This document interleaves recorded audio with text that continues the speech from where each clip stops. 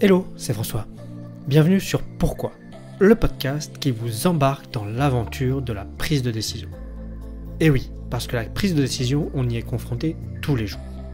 Et je sais pas vous, mais moi, je me suis toujours posé la question de savoir comment on prend une bonne décision, comment on prend une mauvaise décision, et existe-t-il même une bonne ou mauvaise décision ? Et donc, je suis parti à la rencontre d'entrepreneurs, artisans, artistes, pour comprendre comment eux prennent tous les jours leurs décisions. On parle d'expérience, d'inspiration, de méthodologie. Et aujourd'hui, je vous embarque dans une toute nouvelle interview avec mon invité pour comprendre comment, au travers de son expérience, il prend ses décisions. Ah, et on se retrouve en fin d'épisode pour faire un petit débrief de ce qu'on a entendu aujourd'hui. Allez, je vous laisse sur l'épisode. Bonne écoute. Qui permettent de teinter la laque japonaise de toutes les couleurs, donc on peut avoir des jointures vraiment complètement pop, du rose fuchsia, du violet, voilà. Donc il y a un panel de finitions qui est assez important aujourd'hui, et toutes ces finitions permettent le réemploi alimentaire. Parce que quand même le gros avantage de ce type de restauration. C'est ce qui fait notamment la grande différence avec tout ce qu'on peut voir un peu de kitsugi dans le commerce, des choses comme ça, où souvent c'est fait avec de la colle. Alors moi je sais pas le terme précis, mais avec de la colle non alimentaire, alors que toi tu es sur vraiment l'art plus ancestral, enfin comme ça se faisait, ça se fait au Japon, parce que je pense que ça se fait toujours, et avec une vraie approche artistique. Totalement, oui. C'est vrai que il y a eu un engouement autour de la philosophie du kintsugi, mais en fait c'est la philosophie vraiment européenne qu'on est allé coller sur l'art du kintsugi, qui n'est pas du tout celle qui est mise en avant en Asie, donc à savoir tout ce qui tourne autour de la résilience. Donc il y a eu un vrai engouement autour de cet aspect, on va dire de la finition avec des joints dorés, et donc ça a entraîné un développement de kits, de mélange d'araldite et de poudre dorée, mais qui ne permet évidemment pas le réemploi alimentaire et qui ne ressemble en rien, ni dans la finition, ni dans le process, à ce qu'est l'art du kintsugi traditionnel.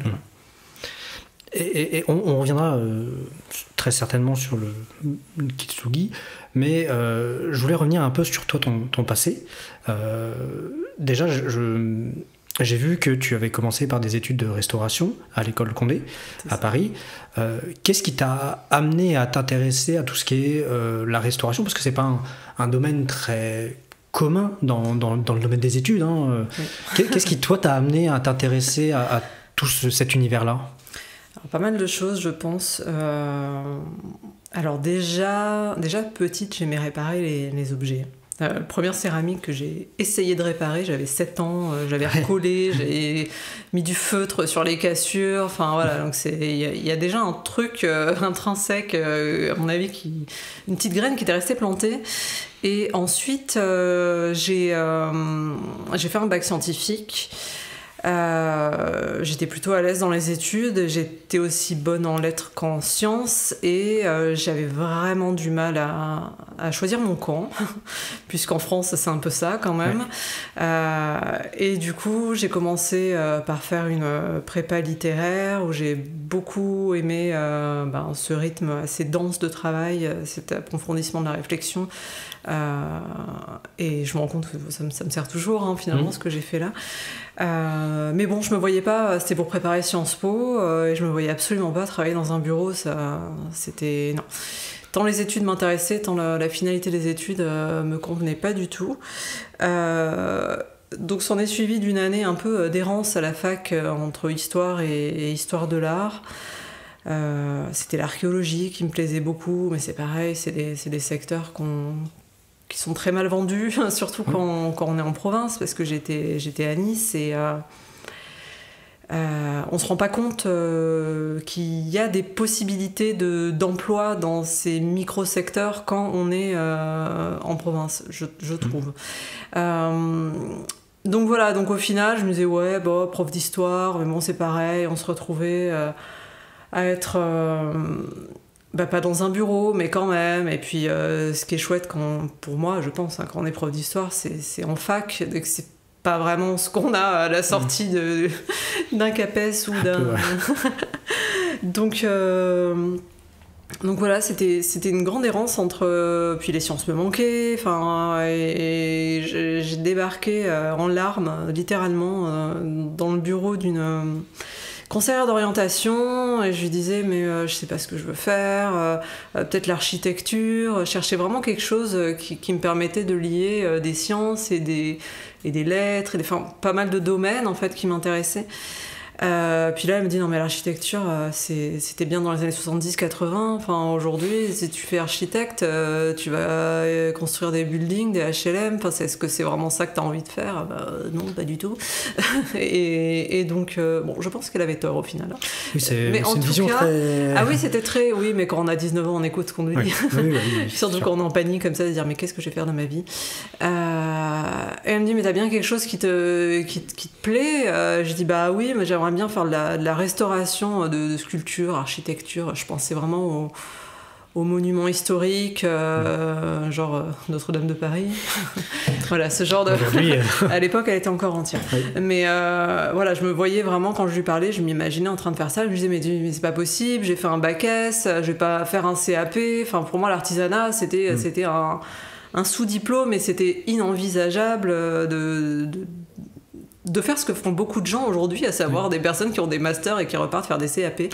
Et là, elle me dit, mais non, mais en fait, pas du tout. La restauration d'œuvres d'art, c'est un master.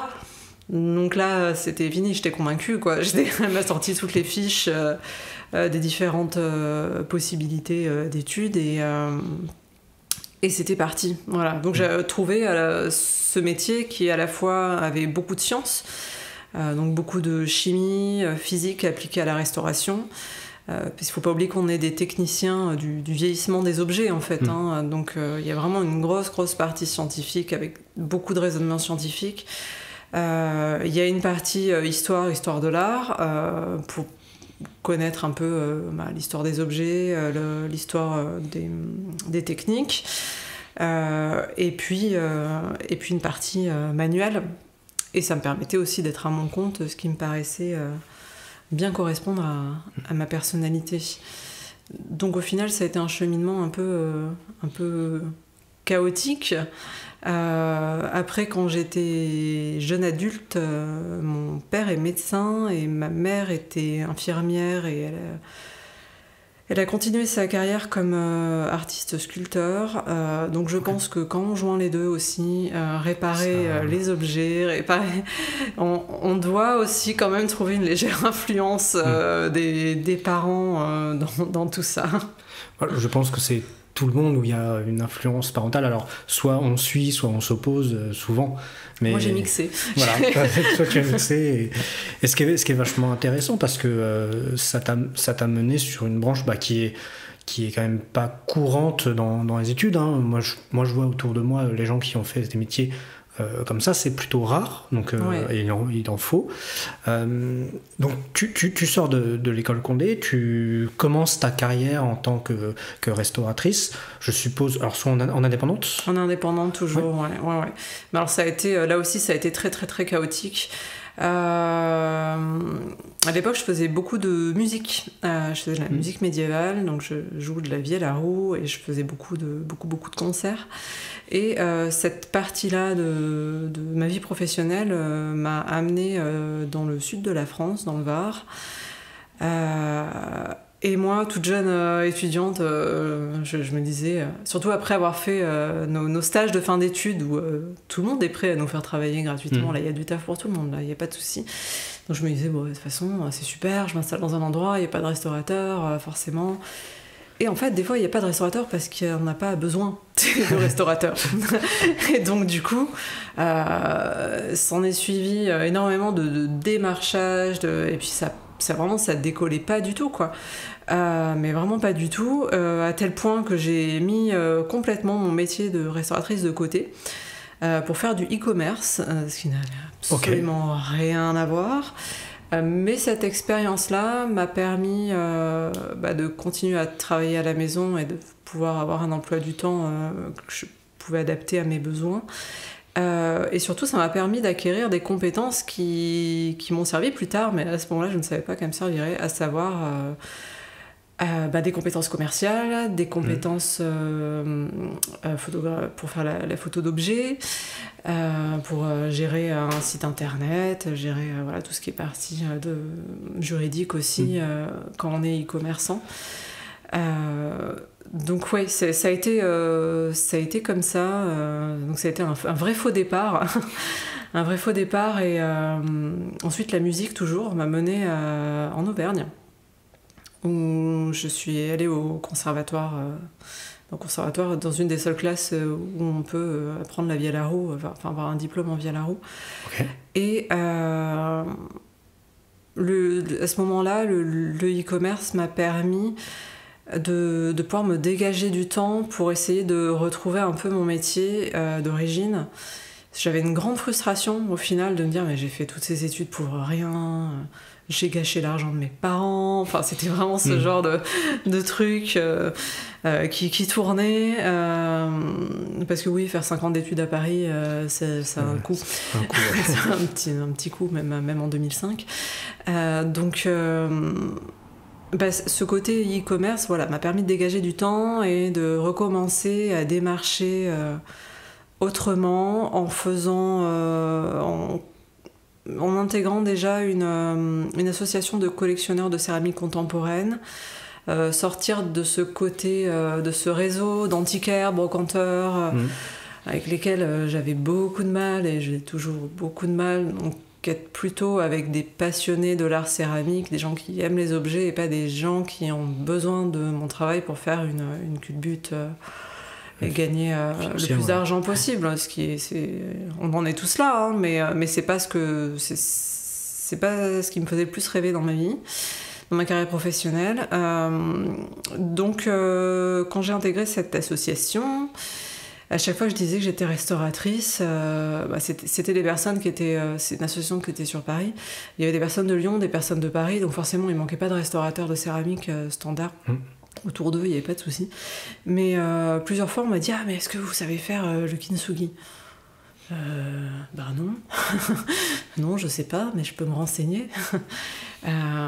Et donc, à force qu'on me le demande, je me suis dit « Mais mince, il y a peut-être un truc à faire là-dedans. » Et moi, le kintsugi, je l'avais rencontré pendant ma 2e année d'études à l'école de Condé, où on avait vu au musée Guimet, et on devait faire à l'époque, je crois que c'était des exposés sur toutes les différentes techniques de restauration à travers les âges, les pays, etc. Ouais. Et donc c'était à peu près ça ma documentation et ma connaissance autour du kintsugi, et il y avait vraiment cette forte demande de ces collectionneurs, et donc je me suis dit ça vaudrait peut-être le coup de jeter un œil de plus près à ce truc-là. Et c'est vrai que c'était pas un coup de cœur au départ, en tout cas quand j'étais en 2e année de l'école de Condé, je me rappelle avoir été très intriguée par ces jointures dorées. C'est tellement l'opposé de ce qu'on nous apprend et de ce qu'on nous demande en Europe, de cacher, faire en sorte que ça se voit plus, que ça paraisse neuf, mais pas trop, mais quand même. Ouais, parce qu'il y a une vraie opposition de style totalement. Entre la restauration européenne, moi je l'appelais européenne, mais oui, non, mais c'est ça.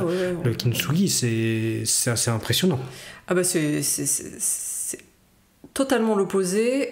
Et il y a ce côté réemploi qu'on a dans la restauration asiatique, donc à la laque, et qui n'est pas du tout possible avec la restauration dite illusionniste, ou même semi-illusionniste, ou archéologique, etc. Et la céramique, c'est quand même un objet utilitaire. Par essence, au départ, on est quand même sur des objets utilitaires, bon, pas forcément un vase, hein, mais tout ce qui est vaisselle. Ce qui constitue, je pense, une grande partie quand même du mobilier céramique. Et là, en faisant de la restauration illusionniste, on fait des très jolis objets. Hein. J'ai des collègues restauratrices qui font des travaux vraiment extraordinaires. Mais c'est vrai que sur l'objet du quotidien, on ne peut pas agir, on ne peut pas il y a quand même beaucoup d'objets du quotidien, l'air de rien. Il y a beaucoup d'objets auxquels on s'est attaché alors qu'ils n'ont pas une grande valeur.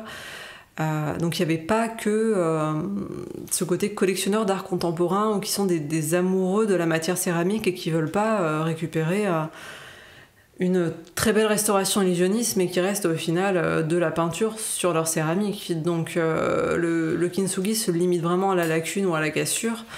Donc il y a aussi ce respect de la matière. Vraiment, on est complètement à l'opposé de ce qu'on nous apprend à aimer déjà, tout simplement, en Occident.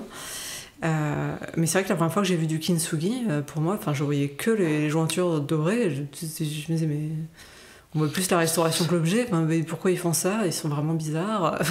C'était pas... J'étais pas en extase, c'était pas le coup de foudre en me disant mon Dieu, mais si je vais faire ça toute ma vie. Et justement, t'as suite à ces demandes, et on va revenir parce que l'épisode e-commerce m'intéresse, on va y revenir, mais du coup, on te fait ces demandes et toi, vraiment, t'as une vraie découverte de cet univers. Complètement, ouais, complètement. Et à l'époque, donc on est aux alentours de 2012, quelque chose comme ça. Il n'y a pas du tout d'intérêt autour du kintsugi en Europe ou en France ou quoi, il n'y a rien du tout.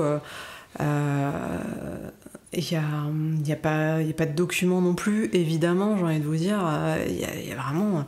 Moi, quand j'ai parlé de ça à mes amis, ils m'ont dit « Mais Myriam, déjà, t'habites en Auvergne, alors en plus, tu vas faire un truc et les gens ne savent même pas ce que c'est. Enfin, c'est mort. Enfin, qu'est-ce que tu veux, ça marchera jamais, ton truc, là. C'est pas possible. » Donc, du coup... j'ai pris les informations où il y en avait, à savoir les rapports de restauration des meubles en laque. Parce que la laque du Japon sert surtout à décorer, renforcer les meubles, donc le bois.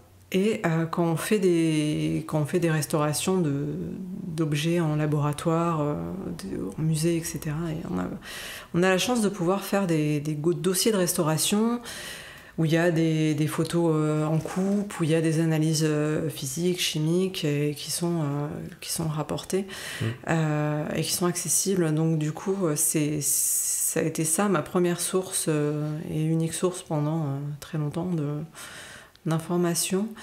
Et ensuite, ça a été du tâtonnage entre ce que je savais, ce que j'avais appris par mes études et ce que je pouvais déduire par la technologie de la laque du Japon, grâce à ces rapports de restauration sur les meubles. Donc à savoir, je me suis dit, les nettoyages des restaurations, tout ça, il n'y a pas de souci, je savais faire, et on m'en parlait plutôt pas, donc la première étape, c'était comment on colle. Donc comment on fait de la colle avec de la laque. Donc voilà, je suis allée chercher cette chose-là. Une fois que j'ai réussi à maîtriser mon collage, je me suis dit alors comment on bouche, donc comment on bouche une cassure, comment on refait un manque. Et ça a été à chaque fois des recherches par partie de la technique. Et une fois que je le maîtrisais, je passais à l'étape suivante, quoi. Et sachant que la dernière étape, qui est la pose d'or, là, c'est l'ordre du maki-e, qui est donc un art du dessin à l'or et à la laque. Voilà, donc on est encore sur un autre art, mais qui, celui-là, était un peu plus documenté au final que vraiment les parties collage-bouchage. Et comment, parce que c'est souvent des cas qu'on trouve dans l'entrepreneuriat, mais dans plein de domaines, où toi tu découvres un art, tu te dis tiens, je vais parler un peu en mode business, mais il y a peut-être un business à se faire pour rentrer dedans, mais tout le monde te dit c'est confidentiel, deux, on n'y connaît rien, personne ne connaît rien, ça n'existe pas, ça sert à rien d'y aller. Comment toi tu te dis, parce que 99% des gens vont se dire oh non c'est vrai, j'ai raison, puis on passait à autre chose. Pourquoi toi tu t'es dit il y a un truc, qu'est-ce qui t'a fait donner ce sentiment qu'il y avait un truc et il fallait que tu pousses en fait? J'ai un élan vital. Non, j'avais vraiment envie de retrouver mon métier d'origine Et pour moi, le fait d'être dans un micro-secteur, c'était aussi une manière de me démarquer et de pouvoir continuer à travailler depuis l'Auvergne à ce moment-là et de ne pas être tout de suite mise en concurrence avec des grands ateliers parisiens. Et puis après tout, qu'est-ce que j'avais à perdre? Je me tirais un petit revenu de mon e-commerce, donc à la limite, au pire, j'aurais appris quelque chose, quoi. Donc j'avais pas grand-chose... vraiment pas grand-chose à perdre et tout à y gagner, donc bon. Okay. Et à propos de ce e-commerce, tu vendais quoi en fait en e-commerce? Je vendais des accessoires de mode pour femmes. Ok. Voilà, donc rien à voir avec... Ouais, mais comment on fait là le pont entre restauratrice, je veux dire classique, enfin comme tu nous l'as défini, à vendre des e-commerce. Alors j'ai bien compris qu'il y avait un besoin, sûrement financier, un besoin financier, bien sûr.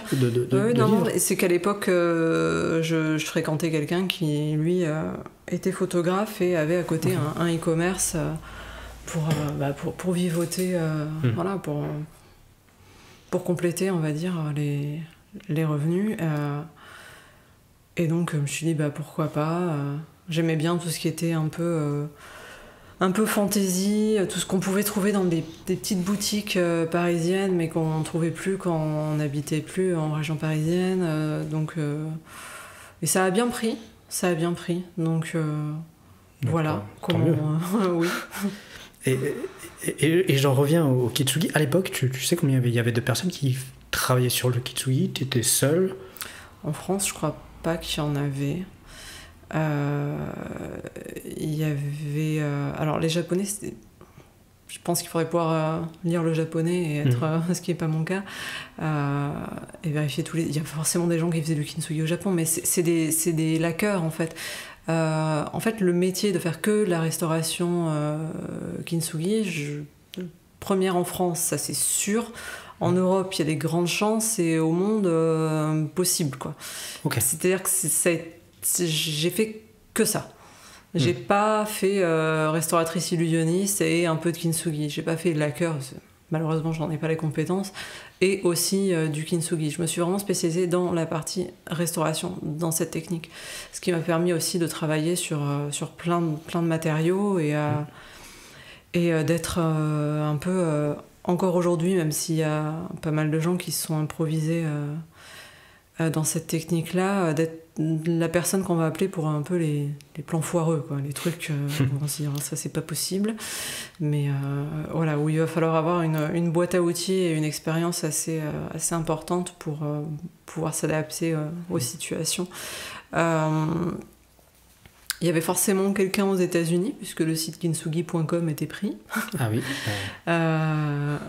Mais je sais même pas si c'est pas un site qui concerne que la laque. Je sais, mais ouais, en tout cas, très peu nombreux. Voilà. Et je vais faire un bond dans le temps pour venir un peu à aujourd'hui, ou de ce que j'ai vu sur ton Instagram, qui est d'ailleurs très très joli, et de ton site, de tout ce que tu proposes. Alors, et on reviendra, parce que tu fais partie passage en tant qu'artiste et tout ça. Mais j'ai eu la sensation, et c'est ce que j'ai un peu retrouvé dans les interviews que tu disais, dans lesquelles tu intervenais, où y a la forme très traditionnelle de kintsugi, et que toi aujourd'hui tu as un peu ton approche à toi, t'as un peu, je vais pas parler de modernisme, mais t'as une autre approche, parce que tu travailles sur pas que sur de la céramique, tu travailles sur d'autres matières. T'as parlé de bois, je crois que t'as travaillé sur du verre, du cristal, des choses comme ça. Donc c'est une approche qui, sauf erreur de ma part, est plus moderne par rapport à ce qui se faisait traditionnellement. Oui, bien sûr. C'est vrai que même si je travaille jamais sur les mêmes objets, donc on a toujours un côté renouvellement permanent dans ce métier. Pour moi, c'est toujours hyper intéressant d'avoir des nouveaux défis. Je pense que c'est aussi ce goût du défi qui m'a fait essayer apprendre le kintsugi toute seule à une époque où personne ne savait ce que c'était. Enfin, il y a ce côté défi à relever. Même aujourd'hui, quand on me sort des trucs qui paraissent impossibles, au départ ça va m'agacer, je vais me dire mais non, mais voilà, la galère encore là. Et puis en fait, c'est hyper excitant, quoi. Enfin, c'est hyper excitant de devoir contourner tous les obstacles, trouver des solutions. Il y a un côté ingénieur quasiment, hein, qui est hyper excitant. Et moi, j'avais envie aussi, besoin de faire en sorte que le kintsugi devienne un moyen d'expression plastique et pas uniquement une restauration, puisqu'on est quand même sur un type de restauration qui est très, très esthétique. J'avais vraiment envie d'explorer ça, et dès le départ, en fait, mes premières pièces, tout de suite, ça a été d'essayer de faire des maquillés, donc de faire des dessins en plus, des choses sur les toutes premières pièces. Et j'avais pas trop mon public là-dessus. Maintenant, il faut dire que la technique était pas aussi maîtrisée que maintenant. Donc j'avais laissé un peu de côté, et puis dès que j'ai pu, j'ai recommencé à réexplorer ça, et je suis tout le temps en train de me former, de chercher des nouvelles matières, des nouvelles des choses à apporter à cette technique traditionnelle. J'ai incrusté du cuir de galucha dans des lacunes. J'incruste beaucoup de nacre en ce moment, donc qui sont découpés à la main et qui sont donc incrustés dans la laque. Donc là, c'est la technique japonaise qui s'appelle Raden. Je m'excuse pour les gens qui parlent japonais. Mais ouais, j'ai travaillé aussi là avec des ailes de scarabée découpées, incrustées, faire de la micro-marqueterie. Enfin voilà, je suis vraiment toujours dans cette exploration. Nouvelle recherche esthétique autour du comblement de la lacune. Au final, on reste un peu des nouvelles prothèses. Ouais, mais ce travail, moi, ce qui m'intéresse énormément, c'est que, et d'ailleurs, sur ton site, tu t'intitules comme ça, tu t'appelles artiste, qui est un certain terme, on en discutait lorsqu'on déjeunait ensemble, mais ce mot d'artiste, pour moi, est très fort, et ça veut dire qu'il y a eu quand même une évolution de restauratrice qui est pour moi plus un côté artisan, même si donc ça veut dire qu'il travaille artisan d'art, sinon artisan d'art. Mais artisan d'art, c'est un artisan d'art, donc c'est un travail qui travaille sur commande. Oui, c'est ça. C'est ce que tu soulignais. Et il y a vraiment un côté artistique, une recherche. J'ai l'impression que tu as beaucoup tiré sur... Alors même si je pense que tu fais de la réparation aussi relativement traditionnelle, mais tu as cette volonté, cette recherche artistique qui est vraiment très forte et qui est pour moi très présente dans ton travail. Merci beaucoup déjà d'avoir remarqué.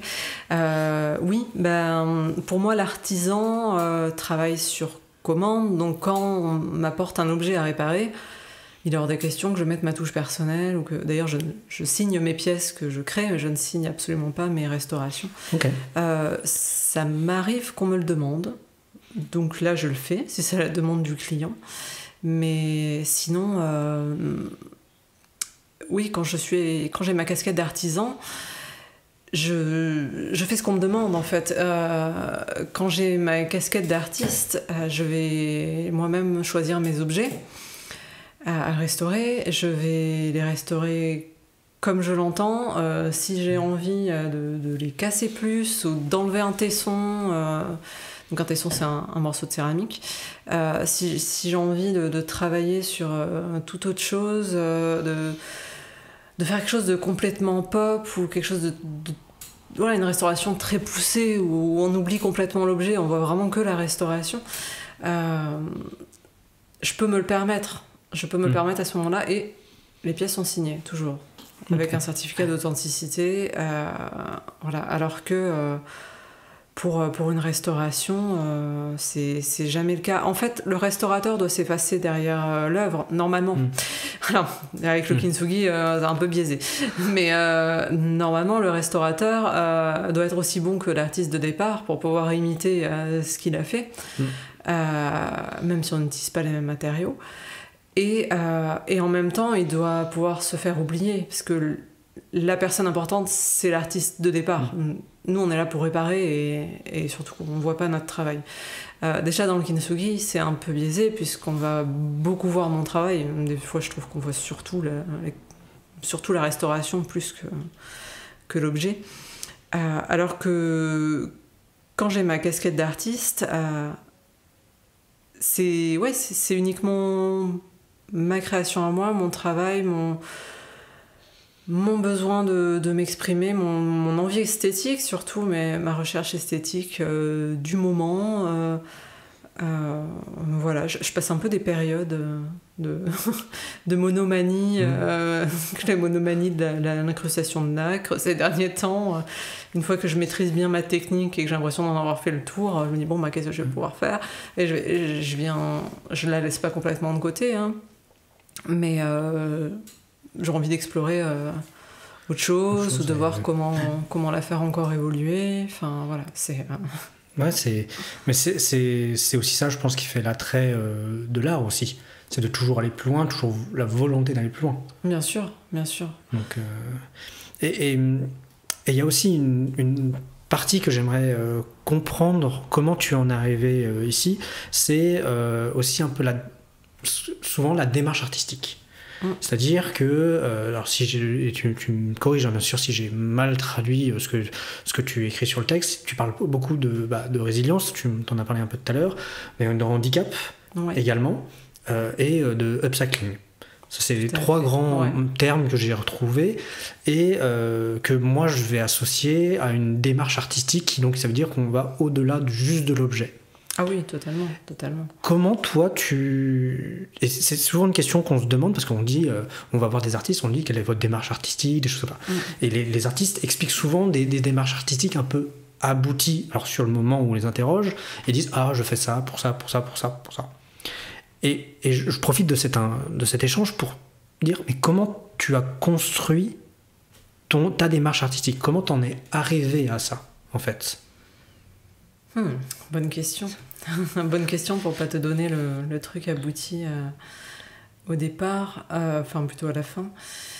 On peut partir de la fin, hein, si...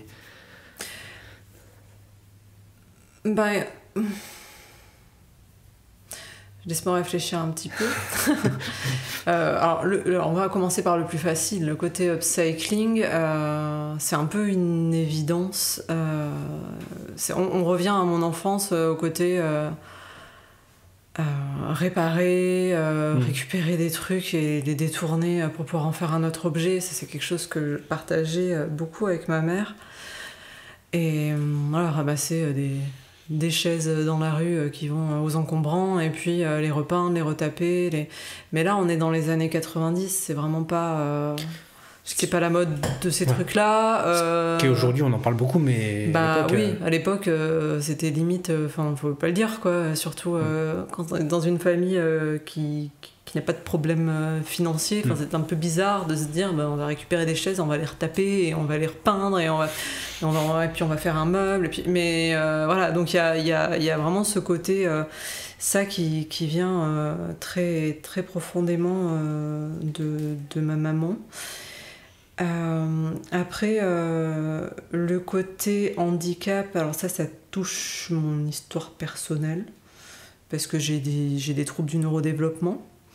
Surtout, j'ai une reconnaissance de travailleur handicapé, chose que je ne dis jamais, donc tu l'auras dans ton podcast.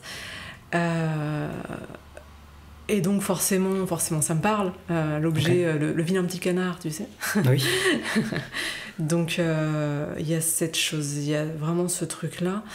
Et après, la résilience, c'est plus quelque chose qu'on m'a apporté, en fait, une réflexion qu'on m'a apportée, notamment Céline Santini, qui a écrit le Kintsugi, l'art de la résilience, et qui a illustré son livre avec mon travail. Et en fait, elle avait vraiment cette réflexion autour de la résilience qui m'a permis de m'interroger moi-même, et ce qui est maintenant vraiment le sujet, la résilience. C'est un terme avec lequel j'ai toujours un peu de mal, parce que pour moi, d'un point de vue étymologique, résilience, c'est sauter en arrière, Pour moi, résilience, ça serait plutôt sauter en avant. Donc, je suis toujours un peu partagée. J'en parle beaucoup parce que c'est ce qui parle le plus aux gens. Parce qu'on a tous des expériences de résilience. Et donc voilà. Qu'est-ce que je voulais dire d'autre par rapport à la résilience ? Oui, moi, c'est plutôt la fragilité qui me touche. Ouais, c'est-à-dire montrer ce côté fragile de l'objet cassé, mais qui quand même est restauré avec une plus belle esthétique. Et surtout, avec la fragilité qui est apparente, en fait, normalement, dans un monde idéal, l'entourage est censé prendre plus soin de la personne. Et pour revenir au handicap, quelqu'un qui est en chaise roulante, qui se gare sur une place handicapée, ne va pas... ça va paraître logique quand elle sort de sa voiture, tout le monde va trouver ça normal. Quelqu'un qui... par exemple, ma maman a une carte mobilité inclusion parce qu'elle a une polyarthrite. Quand elle sort de la voiture, c'est pas marqué sur sa tête qu'elle a une polyarthrite. Si elle se gare sur une place handicapée, il y a le macaron handicapé, mais on va avoir le droit aux insultes, aux remarques, et oui, c'est récurrent. Donc, il y a ce côté mise en avant de la fragilité, et non pas comme un défaut, et pas comme une lacune, et pas comme quelque chose de honteux. De négatif. Voilà, de négatif, mais plutôt comme quelque chose qui doit appeler la douceur et le soin de l'entourage et de la société de manière générale. Donc il y a beaucoup de ça dans ma démarche artistique. Voilà. Ce qui est intéressant parce que c'est même pour avoir manipulé quelques éléments de Kintsugi, souvent tu prends l'élément et au début d'ailleurs tu le prends délicatement parce que alors tu vois les fissures, ça a été restauré, alors que la laque c'est plutôt solide. Enfin normalement une restauration ça tient le coup. Et souvent au début tu le tiens de manière précautionneuse. Oui. Et avant de te rendre compte que bon ça tient quand même, mais tu as toujours une approche très prudente au début et cette approche très douce qui est vachement intéressante et je comprends le côté fragilité mise en avant de cet élément-là. C'est vachement intéressant de comprendre d'où ces mots viennent parce que je trouve ça touche beaucoup plus. Oui. Voilà. Ce qui est vrai, c'est que et moi c'est toujours un peu j'aime bien l'art contemporain, mais pour parler de l'art où souvent il y a des démarches artistiques fortes, mais donc pas toujours compréhensibles, ou alors il faut voir l'artiste ou des gens qui le traduisent. Et c'est ça que moi j'aime bien comprendre. Pourquoi ? C'est le nom du podcast. Pourquoi en fait on va dans ces domaines-là. Donc c'est vachement intéressant et merci de nous expliquer tout ça. C'est très jeune, ça me touche beaucoup du coup.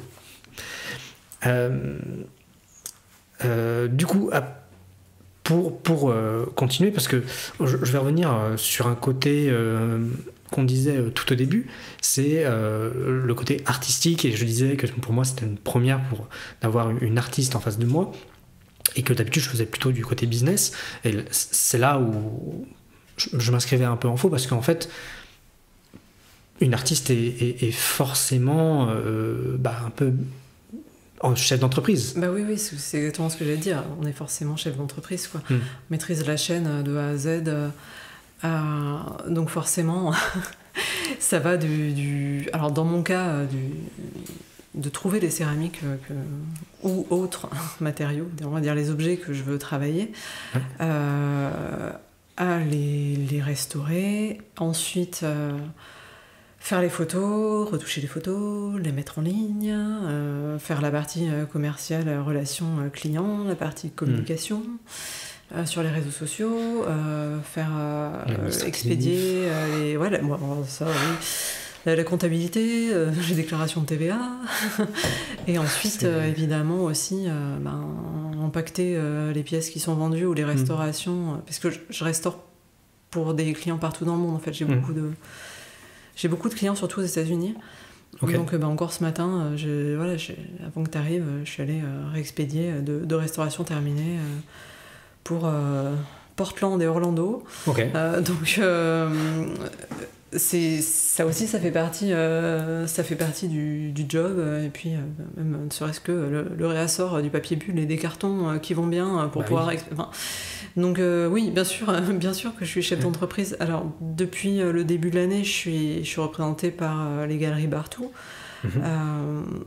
Donc quand on est artiste, qu'on est représenté par une galerie d'art, on peut avoir une partie commerciale un peu en moins, mais sinon évidemment que les artistes sont des chefs d'entreprise, ouais, bien sûr. Et comment tu arrives à faire l'équilibre entre cette personnalité d'artiste et cette personnalité très terre à terre de faut faire la compta, faut faire du réassort, des choses comme ça.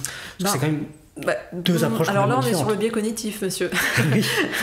Non, mais on imagine toujours que les artistes sont des gens qui planent, qui sont. Je pense que c'est ceux qui vivent pas de leur art, hein, parce que si on plane, on n'y arrive pas en fait. Moi, toutes les personnes que je connais qui sont artistes professionnels, ils sont plutôt bien les pieds sur terre. Hein.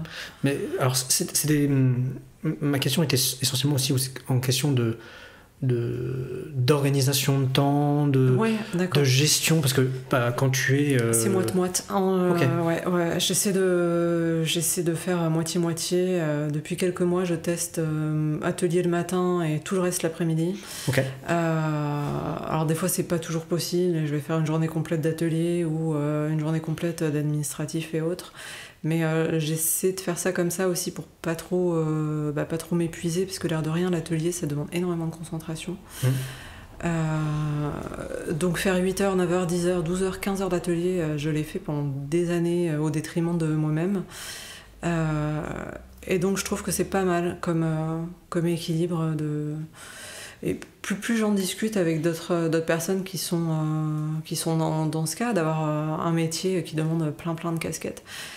Je me rends compte qu'on arrive à peu près tous à ça, et que il faut accepter que le travail administratif est partie du travail, quoi. Oui. c'est ça le truc, parce que je me dis je travaille que 3 heures aujourd'hui parce que je fais 3 heures d'atelier, mais si j'ai fait 6 heures d'administration derrière, je fais une grosse journée. Oui. Mais, ça fait 9 heures de boulot. Mais pour moi, j'ai fait 3 heures, quoi. Ouais. Donc il faut sortir de ce truc-là, et là on tombe vraiment sur le côté chef d'entreprise. Ouais. Et pareil, c'est une question qui me vient souvent, parce que il y a la partie aussi un peu communication. On parlait de ton Instagram, comme quoi il y a tout un process quand même avant Instagram, et je pense d'autres plateformes. Comment toi tu analyses ou tu vois ta communication, dans le sens où comment tu as réussi à te faire connaître? Parce que souvent le problème de jeunes artistes, et ça je le dis parce que moi je l'ai connu dans ma première expérience professionnelle, c'est même si le terme artiste, quand tu ne vends pas, je pense qu'on a eu cette discussion avant aussi, est un peu biaisé, mais disons que c'est un artiste en herbe, et il veut se faire connaître. Toi aujourd'hui tu as des réseaux bien suivis. Comment tu as réussi à faire cette transition, cette évolution? Alors pour revenir tout au début, les premières choses que j'ai fait, c'est faire des partenariats avec des pages ou des comptes Instagram qui me paraissaient avoir potentiellement le même public que j'aimerais avoir. Donc en faisant des jeux concours, gagner des pièces, ça a été ce qu'on peut voir passer sur Instagram, liker, machin, commenter, etc. Donc le truc de base qui permet, l'air de rien, de faire des publicités qui ne coûtent que ton propre travail, ce qui est pas mal au départ, ce qui est plutôt assez sain en fait, d'ailleurs, je trouve. Je préfère offrir une pièce, faire un jeu concours, que de payer des grosses sommes à méta. Voilà. Des publicités plus traditionnelles. Oui, je trouve ça plus sympa, quoi. Ça reste une méthode de communication. Hein. Et donc les premières choses, ça a été ça. Et après, j'ai rapidement eu la chance d'avoir pas mal d'interviews, en fait. Okay. Et ça a quand même beaucoup aidé à avoir des nouvelles personnes qui me suivaient sur les réseaux sociaux. Donc ça a surtout été au départ des petits partenariats, vraiment faire feu de tout bois avec le moins de moyens possible. Parce que j'en avais pas de toute façon à mettre à disposition. Donc, c'est souvent le cas. Hein. Oui, bien sûr, sinon ça n'appelle pas ça un début. Et c'est vrai que si j'avais un conseil à donner, ce serait ça. Hein. De toute façon, c'est de nouer un maximum de partenariats. Voilà, moi je peux t'apporter ça, toi tu peux m'apporter ça. Qu'est-ce qu'on peut faire ensemble, quoi. Et d'ailleurs, j'ai vu que, alors sûrement plusieurs années après, tu as collaboré avec des très belles marques. J'ai vu notamment une marque de montre, Audemars Piguet, qui est juste Ouais, c'était sympa. Voilà. Comment ça se passe, des collaborations comme ça? En termes de décision, ils te laissent champ libre, il y a des impératifs Alors non, il n'y a pas de champ libre. On vient me démarcher déjà directement. Ça, j'ai cette chance-là. Cette grande chance-là de recevoir ces mails avec un intitulé demande publicité au Audemars Piguet ou demande collaboration Mazda ou demande... Enfin voilà, c'est des choses... ça fait toujours plaisir. Et non, après, il y a des gens dont c'est le métier, hein, qui ont leur storyboard, qui viennent faire des tournages. Alors en amont, on prépare le tournage pour voir s'ils veulent que... des séquences où on va voir la pose de l'or, ou des séquences où on va voir plein de différentes étapes, mais bon, elles sont pas forcément très visuelles, donc voilà, on va quand même préparer en amont. Des fois, il y a un régisseur qui vient faire quand même le tour de l'atelier avant, voir comment c'est organisé pour préparer le tournage, et puis ensuite, les équipes débarquent et là, et on y va. Et là, c'est la caméra qui tourne. Et... Voilà. tu disais un peu avant que justement, toi, tu es arrivé à un stade où tu es représenté par une galerie, la galerie Barthou. Qu'est-ce que ça change un peu dans ton approche, dans ta vie d'artiste, en fait? Alors beaucoup de choses. Déjà, c'est la galerie qui m'a toujours fait rêver depuis enfant. Et j'ai eu la chance qu'ils viennent me démarcher. Donc ça, c'est déjà la première chose. Donc c'est une sorte un peu d'accomplissement personnel et artistique. C'est une très très belle galerie. Ils ont 20 galeries dans le monde. C'est vraiment une très belle maison. Et ce que ça change dans ma vie d'artiste, c'est que c'est comme si d'un seul coup on me disait t'as le droit. T'as le droit de créer des grandes pièces parce que nous on peut les exposer et on peut venir les chercher et se charger de la vente, etc. T'as le droit de faire des choses qui sortent des clous parce que on est face à un public de collectionneurs d'art contemporain et qui vont pas forcément chercher un bol shawan japonais ultra traditionnel, etc.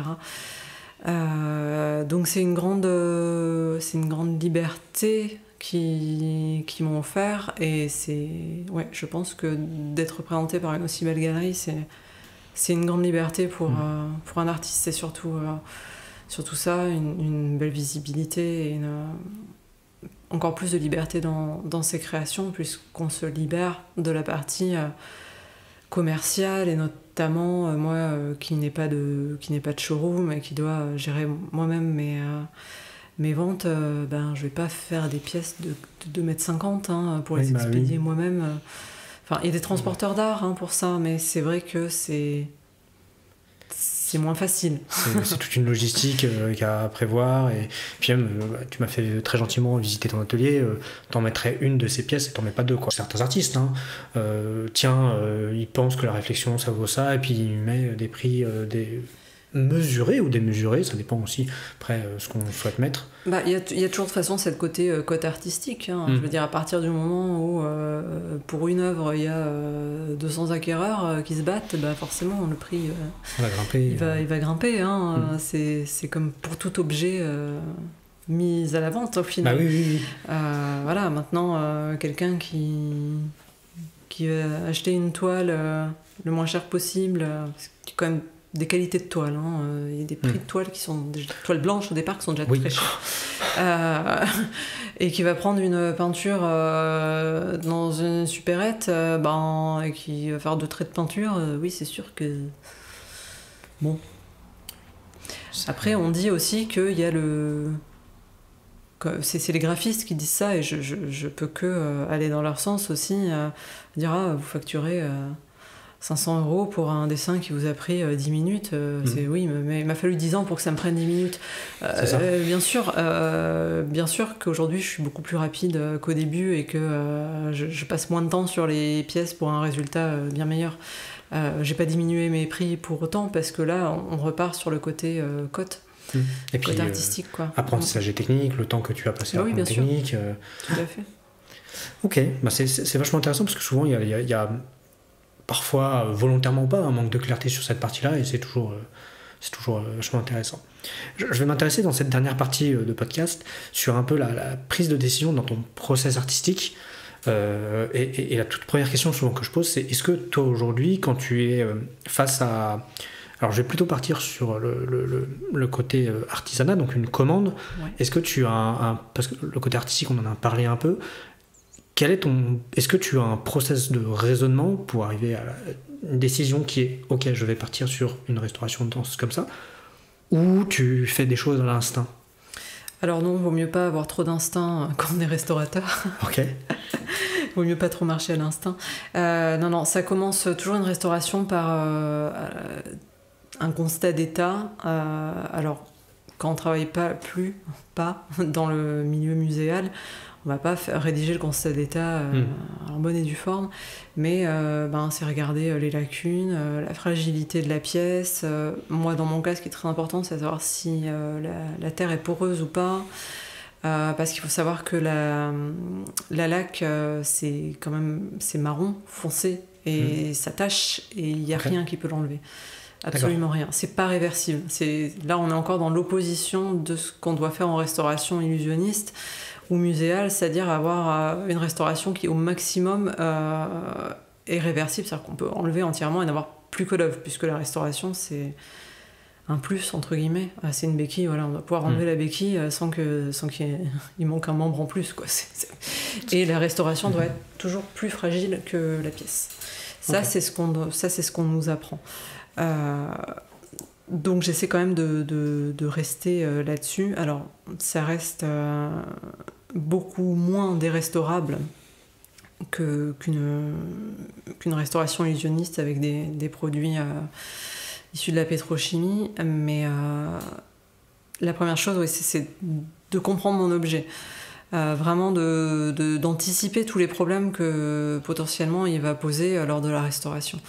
Parce qu'une fois qu'on est dans le processus de restauration, étant donné que je ne peux pas revenir en arrière dans la technique du kintsugi, j'ai intérêt à ne pas me planter au départ, quoi. Donc oui, ça reste une grosse phase d'analyse au départ pour savoir jusqu'où je vais pouvoir aller dans chaque étape. Voilà. Okay. Ouais, donc il y a vraiment un process entre guillemets qui est bien établi avant de commencer à vraiment à restaurer, en fait. Ah oui, totalement. C'est-à-dire quand je commence ma restauration, je sais exactement ce que je vais faire. Et d'ailleurs, c'est ce qu'on nous apprend à faire en tant que restaurateur, c'est qu'on fait notre constat d'état et ensuite on décrit entièrement notre procédure. C'est ce qu'on nous apprend pendant nos études. Enfin, le process, il est écrit à l'avance.